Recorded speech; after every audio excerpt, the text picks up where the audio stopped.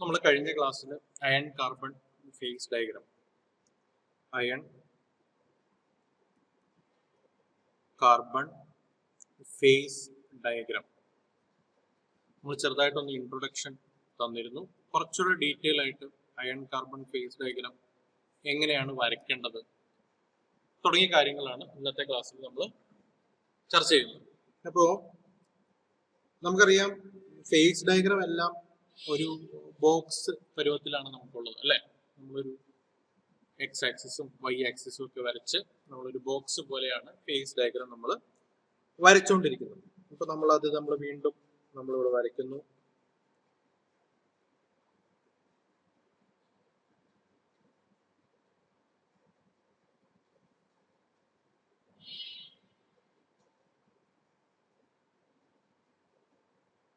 ഇവിടെ നമ്മള്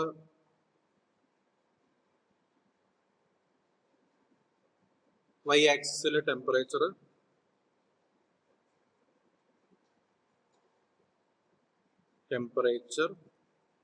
X axle എന്തായിരുന്നു? കോമ്പോസിഷൻ ആയിരുന്നു. കോമ്പോസിഷൻ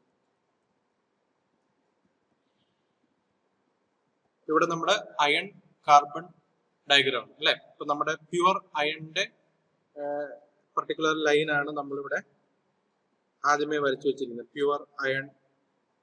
പ്യുവർ അയണിന്റെ ലൈനാണ് നമ്മൾ ആദ്യമേ വരച്ചിരിക്കുന്നത്, അയൺ. ഈ കോമ്പോസിഷൻ മാറുമ്പോൾ എന്താ നമ്മൾ ആഡ് ചെയ്യുന്നത്? അയൺ കാർബൺ ഫേസ് ഡയഗ്രാം ആയതുകൊണ്ട് വെയിറ്റ് പെർസെൻറ്റേജ് ഓഫ് കാർബൺ ആണ് നമ്മൾ ആഡ് ചെയ്യുന്നത്. വെയിറ്റ് പെർസെൻറ്റേജ് ഓഫ്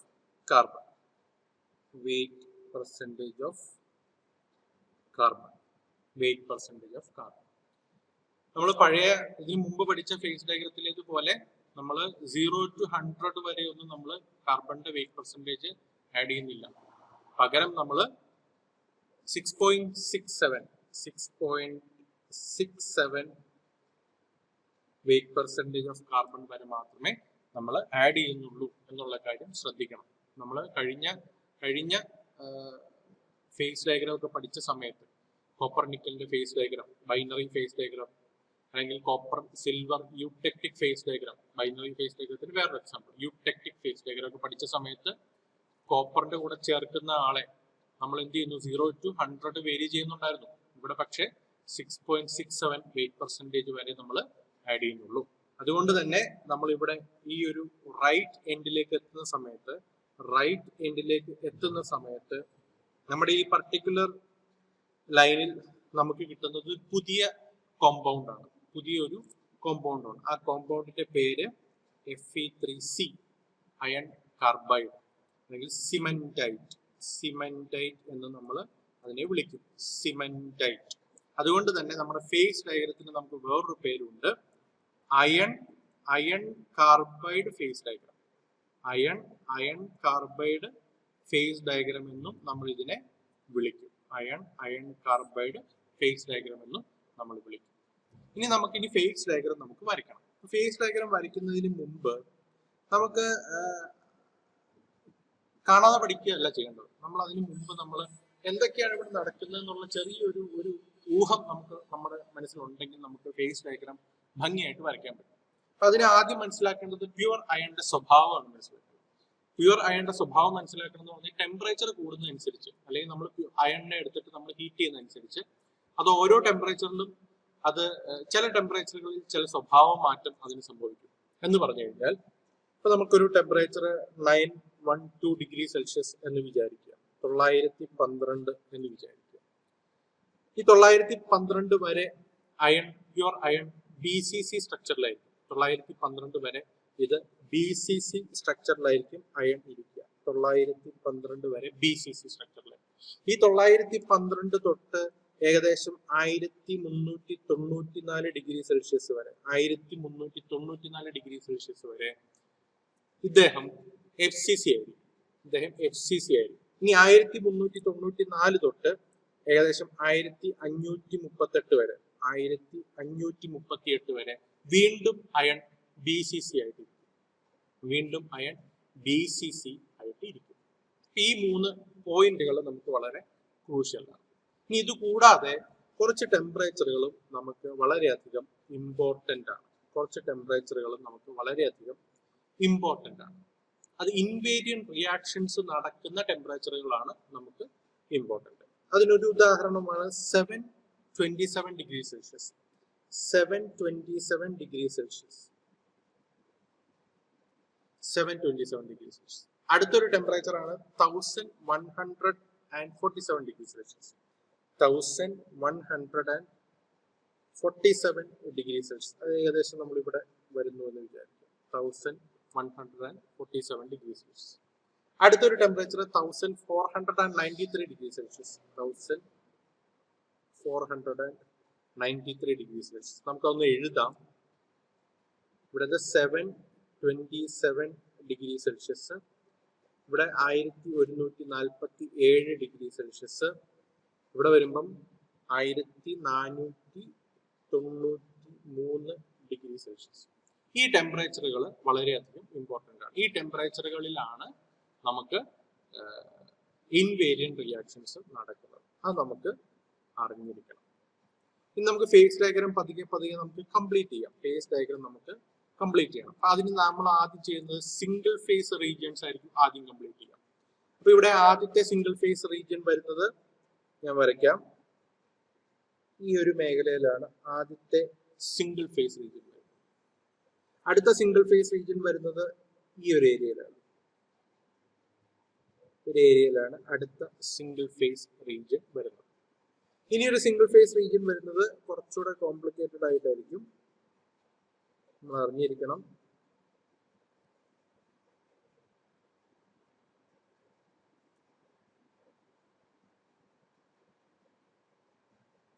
ഈ ഒരു സിംഗിൾ ഫേസ് റീജിയൻസിന് നമുക്ക് മാർക്ക് ചെയ്യാം. ഓരോന്നിനും നമുക്ക് പേര് കൊടുക്കാം. ശ്രദ്ധിക്കുക, നമ്മുടെ ആദ്യത്തെ സിംഗിൾ ഫേസ് റീജിയൻ വരുന്ന ഭാഗം ആൽഫ എന്ന് ഞാൻ മാർക്ക് ചെയ്തു. Alpha ferrite.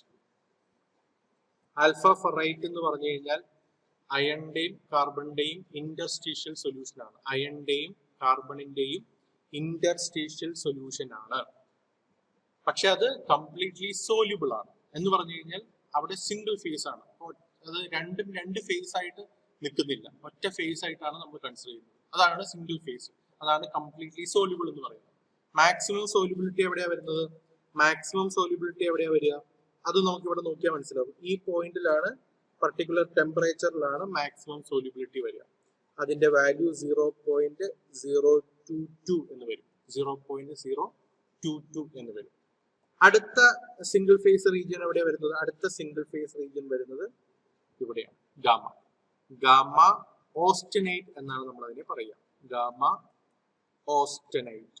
ഗാമ ഓസ്റ്റനേറ്റ്. ഇവിടെ മാക്സിമം സോല്യൂബിലിറ്റി വരുന്നത്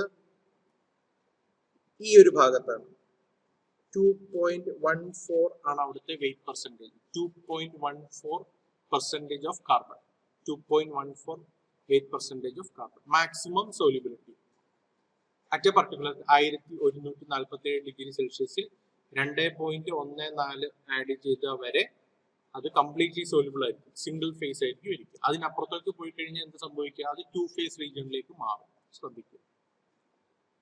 അടുത്ത സിംഗിൾ ഫേസ് റീജിയൻ വരുന്നത് ഈ ഒരു ഭാഗത്താണ്. അതിനെ നമ്മൾ ഡെൽറ്റ എന്ന് വിളിക്കും. Delta ferrite. Delta ferrite. ഇനി ഒരു സിംഗിൾ ഫേസ് റീജിയൻ വരുന്ന ഭാഗം ലിക്വിഡ് റീജിയൻ ആണ്. Liquid region.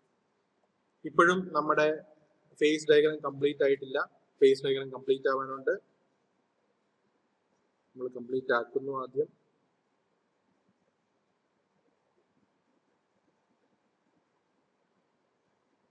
ഓക്കെ, ഇനി നമുക്ക് നമ്മുടെ 2 ഫേസ് റീജിയനും കൂടെ നമുക്ക് എഴുതി പോവാം. നമുക്കിവിടെ വന്നിട്ടുള്ള 2 ഫേസ് റീജിയനും കൂടെ നമുക്ക് എഴുതി പോവാം. അപ്പൊ ശ്രദ്ധിക്കുക, ആൽഫ ഫെറൈറ്റ് എന്ന് പറഞ്ഞു കഴിഞ്ഞാൽ ഇൻഡസ്ട്രീഷ്യൽ സോളിഡ് സൊല്യൂഷൻ ആണ്. ആറിന്റെ ഇൻഡസ്ട്രീഷ്യൽ സോളിഡ് സൊല്യൂഷൻ ആണ്.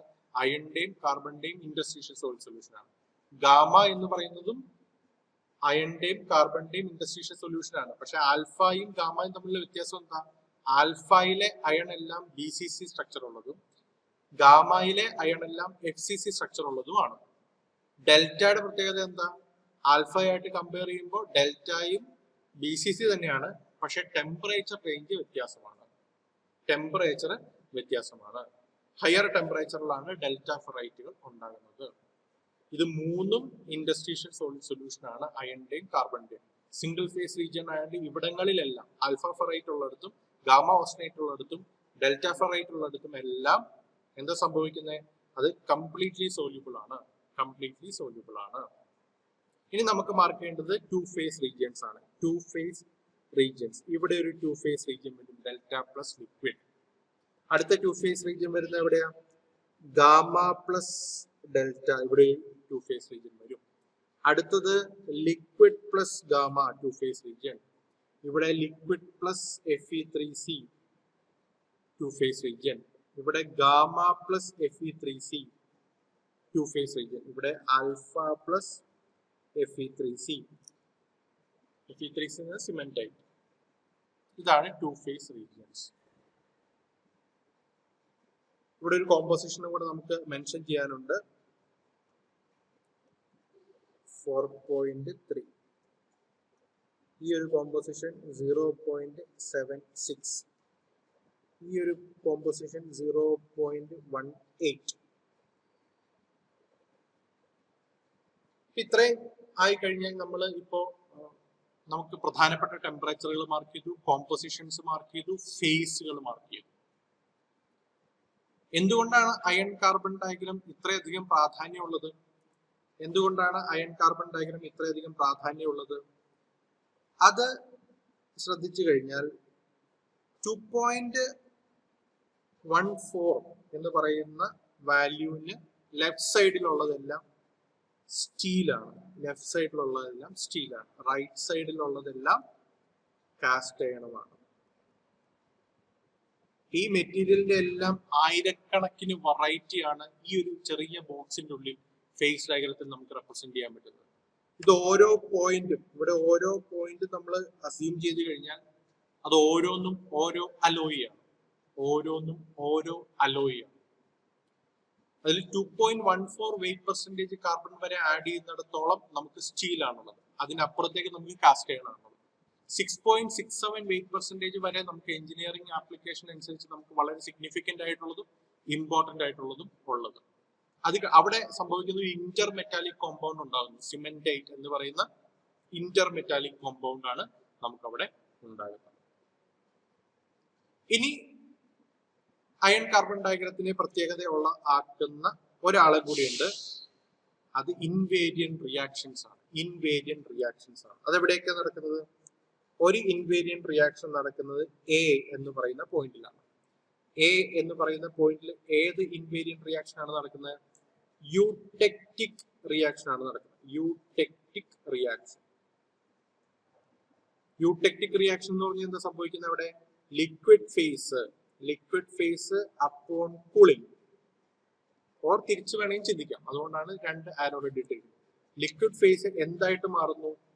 രണ്ട് സോളിഡ് ഫേസുകളായിട്ട് മാറുന്നു. എപ്പം? At a particular temperature 1147 degree സെൽഷ്യസിൽ 4.3 വെയിറ്റ് പെർസെന്റേജിൽ കോമ്പോസിഷനിൽ എന്തായിട്ട് മാറുന്നു? രണ്ട് സോളിഡ് ഫേസുകളായിട്ട് മാറുന്നു. ഇതിനെ യൂടെക്റ്റിക് റിയാക്ഷൻ എന്നാണ് പറയുക. അടുത്ത ഇൻവേരിയന്റ് റിയാക്ഷൻ ഏതാണ്? ഇതാണ്. ആ പോയിന്റിനെ ഞാൻ ബി എന്ന് വിളിക്കുന്നു. ബിയിൽ നടക്കുന്ന റിയാക്ഷൻ എന്താണ്? Eutectoid reaction. അവിടെ എന്താ സംഭവിക്കുന്നത്?